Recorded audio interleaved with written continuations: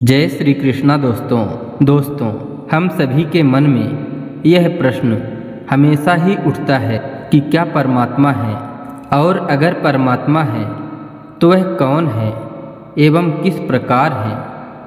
परमात्मा से कैसे और कहाँ मिला जा सकता है। क्या परमात्मा ने अपने बारे में कभी इंसानों को कुछ बताए हैं। ज़्यादातर लोग यह कहते हैं कि हम कई वर्षों से सत्संग कर रहे हैं और अपने शक्ति के अनुसार भक्ति आराधना भी करते हैं, लेकिन जिस प्रकार की उन्नति होनी चाहिए वैसी नहीं हो पाती। इसका मुख्य वजह क्या है, लोगों की उन्नति कैसे हो और परमात्मा किसके करीब हैं, इन सब बातों को आज इस वीडियो के माध्यम से जानेंगे। तो चलिए दोस्तों, आपका ज़्यादा समय न लेते हुए प्रारंभ करते हैं इस ज्ञानवर्धक प्रसंग को। दोस्तों, इस वीडियो में हम सबसे पहले जानेंगे कि आत्मा क्या है और परमात्मा क्या है। दोस्तों, आत्मा और परमात्मा इन दोनों को देखा नहीं जा सकता। परमात्मा केवल एक है, ब्रह्मा, विष्णु और महेश उसी ईश्वर का एक नाम है। लेकिन विद्वान लोग एक ही ईश्वर को अनेक नामों से पुकारते हैं। जिस प्रकार संसार में अनंत प्राणी हैं, उसी प्रकार आत्माएं भी अनंत हैं। न्याय दर्शन के अनुसार ज्ञान, प्रयत्न, इच्छा, द्वेष, सुख और दुख, ये 6 गुण जिनमें विद्यमान होते हैं उसमें आत्मा होती है। ज्ञान और प्रयत्न आत्मा के स्वाभाविक गुण होते हैं। अन्य 4 गुण शरीर के अनुसार आते हैं। आत्मा के कारण ही यह शरीर प्रकाशित है। अगर आत्मा नहीं होती तो यह शरीर मुर्दा और अपवित्र होता। उसी प्रकार यह संसार भी परमात्मा के उपस्थिति के कारण ही प्रकाशमान है। वैदिक युग के महान ऋषियों ने कहा है कि इस संसार में 3 वस्तुएं बहुत ही दुर्लभ हैं, जो केवल इंसान को परमात्मा की कृपा से प्राप्त होती हैं। पहला है मनुष्य का जन्म, दूसरा मुक्ति की अभिलाषा और तीसरा पूर्ण सद्गुरु की शरण। अब आपके मन में यह सवाल उठता होगा कि आखिर परमात्मा को कैसे पाएं। तो दोस्तों, परमात्मा इस संसार के प्रत्येक जीव में है।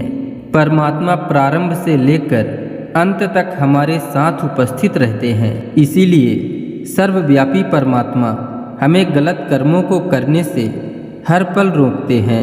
परंतु जब इंसान क्रोध, लालच एवं स्वार्थ के चक्कर में पड़ जाता है तो ईश्वर मन से दिखाई नहीं देता। फिर उन्हें प्राप्त करने के लिए इधर उधर भटकना पड़ता है। दोस्तों, जब इंसान अपने भौतिक सुखों पर अपना ध्यान केंद्रित करके रखता है तो मनुष्य के अंदर जो दिव्य शक्ति उसके अंतर मन में है उस पर आत्मा ध्यान नहीं दे पाता। इसलिए वह परमात्मा को नहीं समझ पाता, अर्थात अपने मन में उठने वाली आवाज़ को वह अनसुना करता है। इस कारण से आपके हृदय में परमात्मा का एहसास नहीं हो पाता।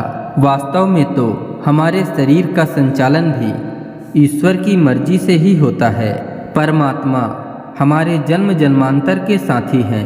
परमात्मा से हमारा संबंध कभी न टूटने वाला है। परमात्मा हमें सर्वाधिक प्रेम भी करते हैं, लेकिन सांसारिक मोह माया के कारण हम ईश्वर से दूर होते जाते हैं। यह माया और भौतिक सुख हमारी सात्विकता को कम कर देते हैं, जिस कारण से ईश्वर का एहसास हमारे मन में होते हुए भी हम नहीं कर पाते। दोस्तों, परमात्मा सत्य और सरल व्यक्ति के सबसे अधिक करीब होते हैं। परमात्मा भी उन्हीं का साथ देते हैं जो प्रेम भाव से सभी जीवों से प्रेम करते हैं। वासना में डूबे व्यक्ति, लालची, अहंकारी, इनमें दोष होता है, जिस वजह से ऐसे लोग परमात्मा को अनुभव नहीं कर पाते। ये जब तक अपनी बुराइयों से दूर नहीं निकल जाते तब तक अपनी शक्ति को नहीं पहचान पाते। इसीलिए कहा जाता है सर्वव्यापी ईश्वर को प्राप्त करने के लिए सरल और पवित्र मन होना अत्यंत आवश्यक है। कई लोगों के मन में यह संदेह उत्पन्न होता है कि क्या किसी ने परमात्मा को देखा है? अगर देखा है तो वह कैसे दिखते हैं? तो दोस्तों, आपको बता दें, सर्वव्यापी ईश्वर का कोई आकार नहीं होता, परंतु मनुष्य अपने अंदर परमात्मा को महसूस जरूर कर सकता है और उनकी शक्तियों को भी समझ सकता है। केवल पवित्र हृदय वाला व्यक्ति ही परमात्मा को पा सकता है।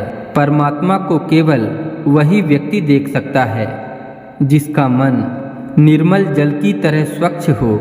ऐसे लोगों के मन में परमात्मा की आकृति उभरती है और उनकी शक्तियों का एहसास होता है। जो ईश्वर पर विश्वास करते हैं और जो सच्चे मन से भक्ति करते हैं, वह कभी द्वंद्व के चक्कर में नहीं पड़ते। उसे तो हर समय ईश्वर की मौजूदगी का आभास होता है। दोस्तों, अगर आज की यह छोटी सी वीडियो आपको अच्छी लगी हो तो कृपया चैनल को सब्सक्राइब कर लीजिए एवं वीडियो में एक लाइक करके कमेंट में लिख दीजिए, जय श्री कृष्णा, राधे राधे।